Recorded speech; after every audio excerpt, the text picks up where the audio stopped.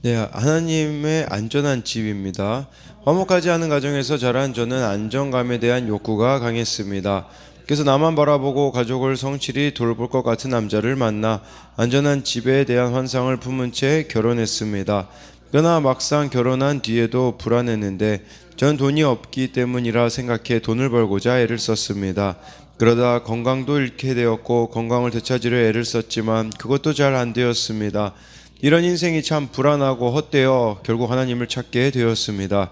걱정이 많으면 꿈이 생기고 말이 많으면 우매한 자의 소리가 나타나느니라는 말씀처럼 저는 신앙생활을 하면서도 하나님의 뜻을 알고자 힘쓰기보다 나의 안전을 위해 불안전한 것들을 붙잡았습니다. 그리고 그저 교회 공동체에 속해 있다는 것에만 안도하며 하나님의 말씀을 적용하지 않는 삶을 살았습니다. 그러던 어느 날 남편의 외도와 가출로 제가 그토록 지키고 싶던 가정의 안전이 산산이 무너졌습니다.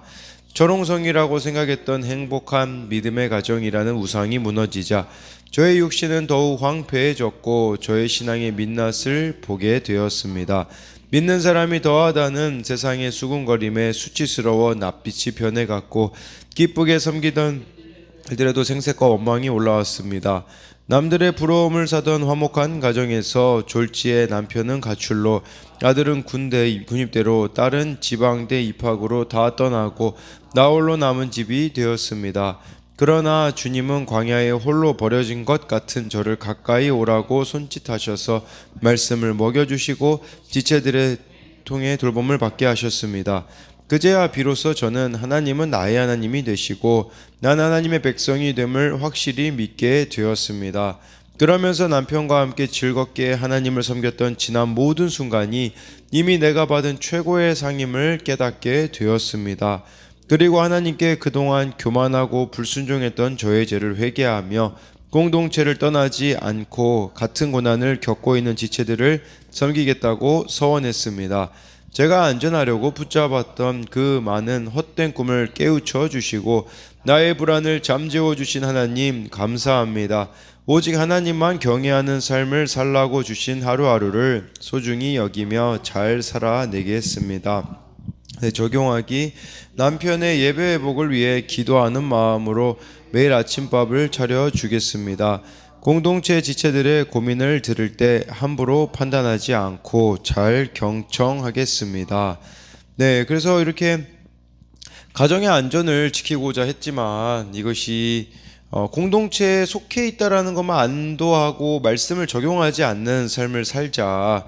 예, 가정의 안전이 이렇게 또 무너지게 되었고, 그때 이제 이 가운데 광야에 홀로 버려진 것 같은 저를 가까이 오라고 손짓하셔서 말씀을 먹여주시고 지체들의 돌봄을 받게 하셨다라고 하는데요. 정말 이처럼 결국은 이런 상황 가운데 이렇게 말씀이 들려지게 되어지고 또 공동체에 속하게 되어지는 이런 모습이 나타나 있는 것이겠죠. 다른 말로 하자면 우리가 매일 말씀이 들리고 공동체에 속해 가는 것이 가장 안전한 길이라는 사실을 이 묵상 간증을 통해서 우리는 봐야 합니다. 전도서 5장 1절부터 7절인데요. 이제 전도서 5장은 인간이 하나님과 어떤 관계를 맺어야 되는지 이것에 대하여서 솔로몬이 우리들에게 가르쳐 주고 있습니다.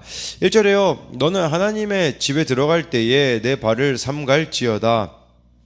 가까이 하여 말씀을 듣는 것이 우매한 자들이 제물을 드리는 것보다 나으니 그들은 악을 행하면서도 깨닫지 못함이니라 라고 해서요. 하나님의 집, 그 당시는 성전이었겠죠. 발을 삼가라는 것은 조심하라는 겁니다. 그러면서 말씀을 듣는 것이 우매한 자들과 제물 드리는 것보다 낫다라고 하거든요. 사실 이 제물 그 당시 드리는 것 상당히 복잡하고 힘든 일이었었습니다. 근데 그거보다도 더 중요한 것은 말씀을 듣는 거라고 가르쳐주고 있는 것이죠. 여기서 듣는다라는 것은 그냥 귀로 듣는다라는 것이 아니라 이 말씀이 내 삶에 부딪혀서 내 삶에 변화가 일어나는 거, 그 변화가 무엇이겠습니까? 회개와 삶에 적용하는 것이라고 볼 수가 있는 것이겠죠. 근데요, 많은 사람들이 예배 중독자들이 참 많이 있습니다. 마치 성경에 나오는 사울처럼 예배만 드리면 하나님이 뭔가 나의 안전을 보장해 주실 것 같고, 그런 식으로 말씀은 듣지 않고 그냥 예배 자리만 형식적으로 참석하고선 뭔가 하나님께 이렇게 우리가 바라는 것들이 있는 모습들이 있지는, 그러니까 내 삶을 전혀 이 예배가 말씀이 변화시키지 못한다면 우리는 예배 중독자라고 할 수가 있는 겁니다. 근데 여기서 말씀을 그냥 알고 듣기만 하고 그렇게 살지 않는다면 여기 말씀에 우매한 자들이라고 말씀해 주고 있습니다. 왜냐하면 이 우매한 자는요, 악을 행하면서도 깨닫지 못함이라라는 것은 말씀이 그 삶을 파고들지 못한다라는 뜻이라고 볼 수가 있는 것이겠죠. 정말 우리들의 삶에 이 말씀이 파고 들어오고 있습니까? 그렇기에 우리가 이렇게 말씀이 들리는 회개, 그 삶의 변화를, 회개는 또 삶의 변화를 요구하게 되어지는 것이 있어야 하는 것이겠죠. 그래서 정말 이 예배를 드리고 우리는 항상 무엇을 적용할까? 내 삶에 이것을 비춰가며 가는 것이 너무나도 중요하다라고 볼 수 있어요. 그래서 이 1절에 대한 적용 질문은 나에게 주시는 말씀으로 들려지고 있습니까?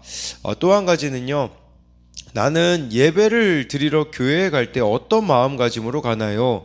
말씀을 듣는 것에서 멈추지 않고 그 말씀대로 살고자 애쓰나요? 2절에 너는 하나님 앞에서 함부로 입을 열지 말며 급한 마음으로 말을 내지 말라. 하나님은 하늘에 계시고 너는 땅에 있음이니라. 그런즉 마땅히 말을 적게 할 것이라 라고 해서요, 우리가 이 기도라는 게 그냥 내가 원하는 것을 막 나열해 놓는 것을 막 기도라고 생각을 하거든요. 그래서 하나님 이것도 주시고 저것도 주시고, 그런데 기도는 듣는 겁니다, 하나님으로부터. 그래서 여기서 지금 말하고 있는 것도 함부로 입을 열지 말라. 이 함부로라는 말은 준비되지 않은 상태로 말하지 말라라는 겁니다. 왜냐하면 중언부언할 수 있기 때문인 거겠죠. 그리고 여기 급한 마음으로 말을 내지 말라고 했는데요, 급하다라는 것은 말이 앞선다라는 뜻을 가지고 있어요. 그러니까 일이 진행되는 상황을 살피지 않은 채 일단 말을 하거나 약속을 하는 이런 어리석은 행동을 하지 말라라고 하고 있는 것이죠. 그러면서 여기서 마땅히 말을 적게 할 거다, 적게 할 것이라 라고 하고 있습니다. 왜냐하면 우리가 말이 많으면 또 실수가 많기 때문에 하나님 앞에 이렇게 기도하는 그 부분에 있어서도 이러해야 된다라고 말해주고 있습니다. 3절에 걱정이 많으면 꿈이 생기고 말이 많으면 우매한 자의 소리가 나타나느니라 라고 해서요, 걱정이 많으면 꿈이 생긴다라는 말은 사람의 생각이 많아지잖아요. 그러면 그 생각이 꿈에서도 나타나서 괴롭힌다라는 거죠. 그리고 근데 이 걱정이라는 것은 꿈과 같다라는 것이라는 의미도 있어요. 이게 무슨 말이냐? 실체가 없는 것 같고, 사실 사람들이 염려하고 걱정하는 게 그 일이 일어날 확률이 그렇게 높지 않다라고 하더라고요. 그런데 정말 이렇게 걱정이 많으면 이처럼 꿈이 많아지게 되어지는 거고, 그다음에 말이 많으면 우매한 자의 소리가 나타나느니라. 말이 많으면 실수가 많다라는 거겠죠.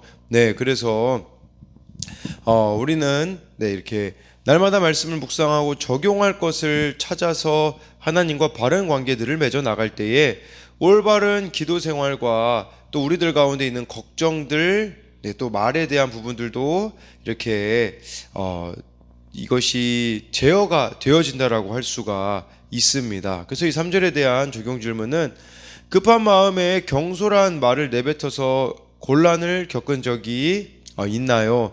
나는 말하는 것을 좋아하나요? 듣는 것을 좋아하나요?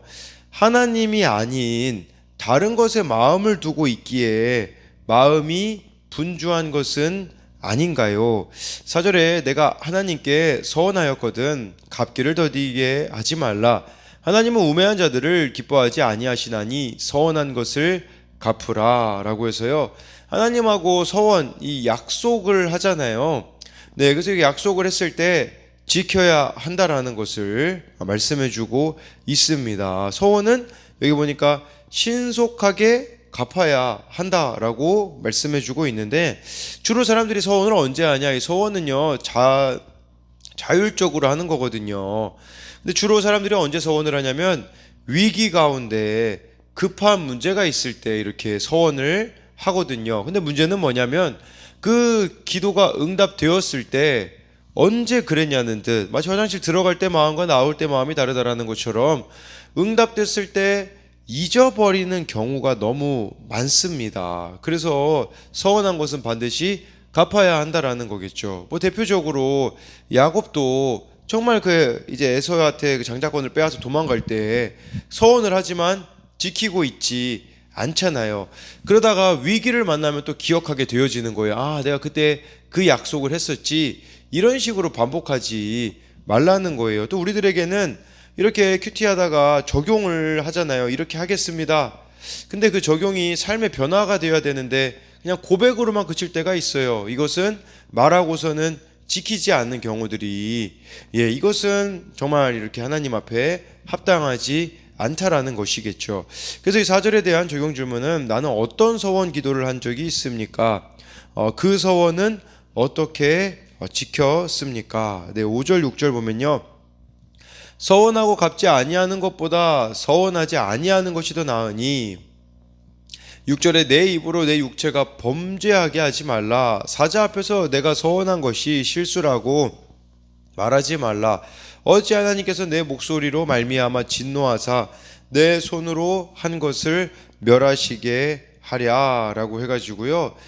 서원 이렇게 지키지 않을 거면 차라리 안 하는 게 낫다라고 이렇게 말씀해주고 있습니다. 그리고 서원이라는 것도요, 또 바르게 해야 될 필요도 있어요. 뭐 사사기의 입다 같은 사람이 이렇게 말씀을 잘 모르기 때문에 막 서원도 자기 마음대로 하잖아요. 뭐 제일 먼저 저를 맞이하는 사람을 하나님 앞에 드리겠습니다. 막 이런 식으로 그렇게 우리가 어떤 일을 이루려고 내 욕심을 이루려고 하는 서원도 또 이렇게 잘못되었다라고 할 수가 있겠죠. 6절 말씀은 솔로몬은 입을 생각 없이 함부로 놀리다가 우리들의 삶 전체가 죄로 치우치지 않도록 주의하라고 이렇게 말해주고 있습니다. 그래서 이 5절 6절에 대한 적용 질문은 내 유익을 구하는 헛된 기도만 하고 있지는 않나요? 적용한다고 하고서 하고 있지 않은 것은 무엇이 있을까요? 라고 이렇게 할 수 있어요. 7절에 꿈이 많으며 헛된 일들이 많아지고 말이 많아도 그러하니 오직 너는 하나님을 경외할 지니라 라고 이렇게 말씀해 주고 있습니다. 그래서 이렇게 이 말씀 보니까 꿈이 많으면 헛된 일들이 많아진다 라고 하고 있어요. 그러니까 우리가 막 꿈만 조차 이렇게 저지른 일들은 우리를 분주하고 불안하게 만들어 말이 많아지게 되잖아요. 우리는 꿈이 아니라 하나님의 인도하심을 따라가야 한다라는 겁니다. 그러다 우리가 막 꿈만 많으면 막 인생을 탓하는 허물과 죄악으로 우리를 이끌 수밖에 없거든요. 그러니까 여기서 말하는 꿈은 야망 같은 거겠죠. 야망을 품고 많은 꿈을 갖는 거, 말씀을 외면한 채 내 생각대로 말을 많이 하는 것도 헛된 일에 불과하다라는 겁니다. 또 이 7절 말씀은요, 우리가 아무리 대단한 일을 행한다고 할지라도 하나님을 경외하는 삶을 살지 않는다면 잠시 있다 사라지는 헛되고 헛된 인생이 될 뿐이라는 거죠. 우리가 가장 충성되고 온전하게 지켜야 될 자리는 하나님을 경외하는 자리예요. 하나님을 경외하는 사람만이 헛된 말과 야망을 가지치기 할 수 있다라는 거예요. 그리고 우리가 하나님을 경외해야 이렇게 야망, 헛된 일들이 적어지고 말도 적어진다라는 말은 하나님을 경외하는 마음을 품으면 비전과 공상이 걸러진다라는 거예요. 하나님이 주신 비전이냐 아니면 그냥 이거는 내 공상이냐 이런 것들을 분별할 수 있게 되어진다라는 거죠. 그리고 말을 적게 한다라는 말은 지키지 못할 약속은 이제 하지 않는, 말을 아끼게 되어진다라는 그런 의미가 있는 거겠죠. 그리고 입으로 고백한 말은 반드시 지키려고 노력하게 된다라는 거예요. 결국 오늘 말씀의 핵심이 하나님을 경외함이 아니겠습니까? 이 하나님을 경외하는 자들이 말씀으로 자기를 비춰보고 삶에 적용하게 나아갈 것이고, 또 하나님을 경외하는 자들이 함부로 하나님 앞에 이렇게 입을 열지 않는 자가 되어지지 않겠습니까? 그리고 하나님을 경외하는 자는 또 서원한 것을 반드시 지킨다라고 할 수가 있겠죠. 네, 그래서 이 마지막으로 7절에 대한 적용 질문은 요즘 나에게 하나님 없이 분주한 일은 무엇이 있습니까? 그러다 보니 막 꿈이 많고 헛된 일이 많아지고 말이 많아짐으로써 삶이 복잡해지는 거라고 할 수가 있겠죠. 그래서 정말 우리가 하나님을 경외함으로써 또 가지치기 해야 될 것들은 가지치기 하고 하나님하고 약속한 거 잊어버렸던 것들을 다시 지키는 것이 순종이 제사보다 나은 그런 삶으로 나아가기를 소망합니다.